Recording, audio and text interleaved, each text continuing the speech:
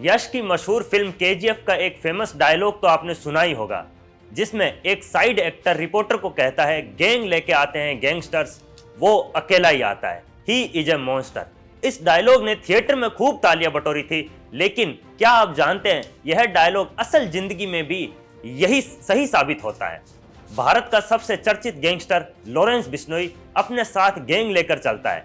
उसकी गैंग के कुछ लोगों ने कथित तौर पर हाल ही में चंडीगढ़ में अपने ही एक पुराने साथी इंद्रप्रीत पेरी को मौत के घाट उतार दिया। अब अपनी ही गैंग के सदस्य को क्यों मारा गया, क्या हुआ कि दोस्ती दुश्मनी में बदल गई, यह पेरी कौन था, इस मौत से पाकिस्तान को क्यों टेंशन हो रही है, क्यों पाकिस्तान इससे टेंशन में आ गया, और गोल्डी बराड़ ने बिश्नोई को आखिर क्यों मारने की धमकी दी, यह सब डिटेल में जानेंगे इस वीडियो में। नमस्कार, मेरा परिचय सचिन बिश्नोई के रूप में और आप देख रहे हैं पॉलिटिकल पंचायत। मुद्दे पर वापस आते हैं और डिटेल में समझते हैं कि देश के दुश्मन और अपराधी पेरी को किस बात की सजा मिली है।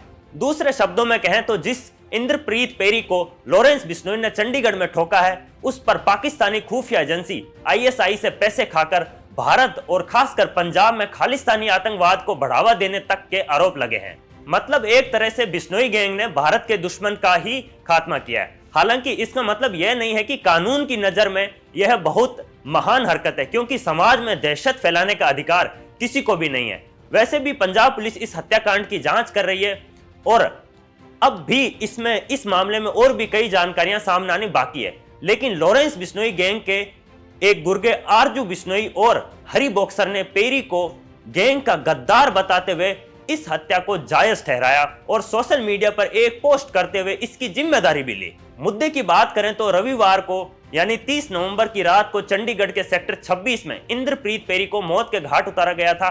इसके तुरंत बाद ही एक पोस्ट वायरल होती है। माना जा रहा है कि यह पोस्ट लॉरेंस बिश्नोई गैंग के ही गुर्गों ने की है। इस पोस्ट में क्या क्या और किस तरह से लिखा है वो मैं अभी आपको सीधे स्पष्ट भाषा में बताता हूं। इस पोस्ट की शुरुआत होती है जय श्री राम और जय बजरंग बली से। वाह क्या बात है, क्या लॉरेंस बिश्नोई के बजरंग बली के बड़े भक्त हैं। हालांकि इस पोस्ट के जरिए वो दिखाना तो यही चाहते हैं, लेकिन इस पोस्ट में जो आगे चीजें लिखी है उससे सीधा स्पष्ट पता चलता है कि वो कितने बड़े भक्त हैं और वो किस तरीके से लोगों तक अपनी बात को रखते हैं। इस पोस्ट में बिश्नोई गैंग ने यह दावा किया है कि आरजू बिश्नोई, हरी बॉक्सर, शुभम लोंकर यह कोई गाली नहीं है, सरनेम है, और हरमन संधू ने नई जंग की शुरुआत कर दी है। पोस्ट में कहा गया है कि इंद्रप्रीत पेरी लॉरेंस बिश्नोई गैंग का गद्दार है और गोल्डी बराड़ तथा रोहित गोदारा का नाम लेकर चंडीगढ़ के कई क्लबों में पैसे वसूलने का काम करता है। पेरी पहले हरी बॉक्सर पर हमले करवाने की साजिश कर चुका था और सिप्पा भाई जो दुबई में मारा गया था उसके हत्याकांड में भी पेरी का नाम शामिल है। पेरी को उसी के विश्वासघात और अवैध उगाई के कारण ही निशाना बनाया गया।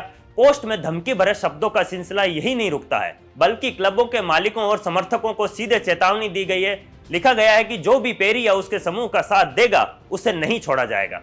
पोस्ट में यह तक दावा किया गया है कि अगर जरूरत पड़े तो गैंग के सदस्य जेलों में घुसकर ही कार्रवाई करने से पीछे नहीं हटेंगे। मतलब क्या ये लोग कानून से डरते नहीं हैं या फिर क्या इनकी साठगांठ है, वो तो समय ही बताएगा। लेकिन इस सोशल मीडिया पोस्ट की यदि बात करें तो उसमें जिस तरीके के दावे किए गए वो यही दर्शाते हैं कि यह कारनामा लॉरेंस गैंग का ही है। पोस्ट के वायरल होते ही चंडीगढ़ पुलिस हरकत में आ गई और साइबर टीम को भी कंटेंट की गहन जांच करने के निर्देश दे दिए गए हैं। अब आपको बताएंगे कि जिस इंद्रप्रीत पेरी की हत्या हुई है वो था कौन असल में। आपके मन में भी यह सवाल जरूर उठेगा। पेरी का इंट्रो शुरू होता है 20 से ज्यादा आपराधिक मामलों से। जी हां, पुलिस रिकॉर्ड में यह एकदम स्पष्ट है कि इंद्रप्रीत पेरी के ऊपर 20 से ज्यादा आपराधिक मामले दर्ज हैं। वह सेक्टर 33 का निवासी था। मतलब इतने मामले दर्ज होने के बावजूद भी वो खुला घूम रहा था। ये बड़े आश्चर्य की बात है।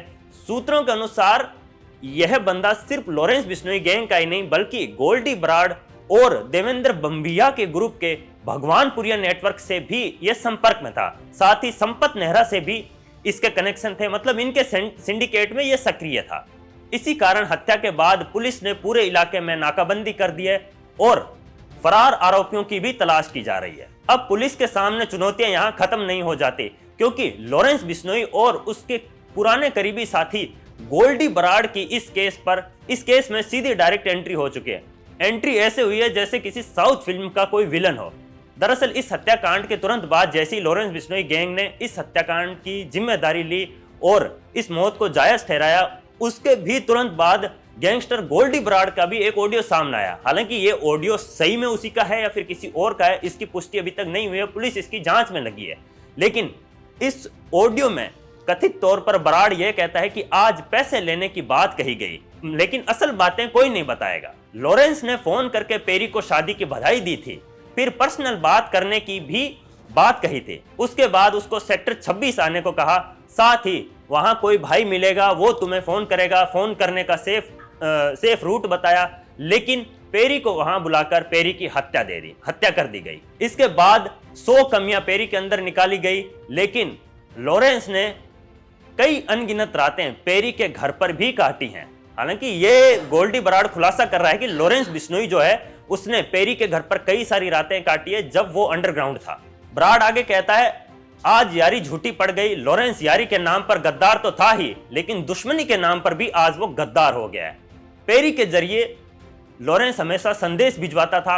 ऑडियो में गोल्डी बराड़ आगे कहता है कि अबे सुन ले लॉरेंस, रजामंदी के लिए अब तुझे दुनिया की कोई भी ताकत नहीं बचा सकती। बजरंग बली की झूठी कस्में तो तू खाता ही है।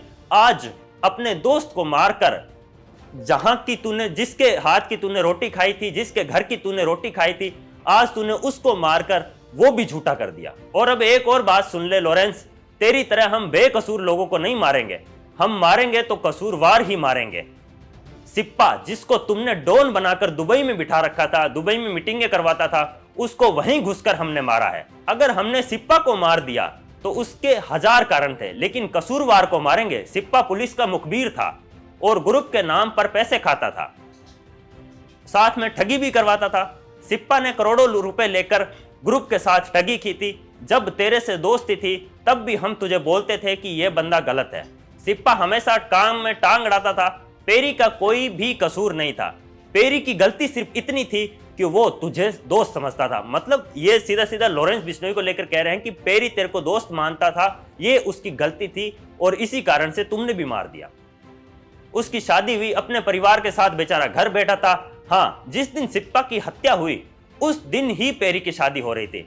यानी कि गोल्डी बराड़ यह कहना चाहता है कि सिप्पा के हत्याकांड में पेरी का कोई कसूर नहीं था और लॉरेंस ने ये हत्याकांड करवा के इस दुश्मनी को और ज्यादा बड़ा कर दिया है।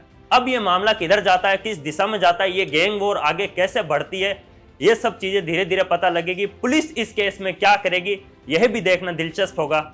आपको यह जानकारी कैसी लगी लाइक करके जरूर बताएं और कमेंट करके यह भी बताएं कि लॉरेंस बिश्नोई जैसे गैंगस्टर हो या फिर गोल्डी बराड़ जैसे गैंगस्टर हो, उन लोगों की भारत में दहशत फैलाने के लिए इतनी हिम्मत आती अक्सर कहां से है।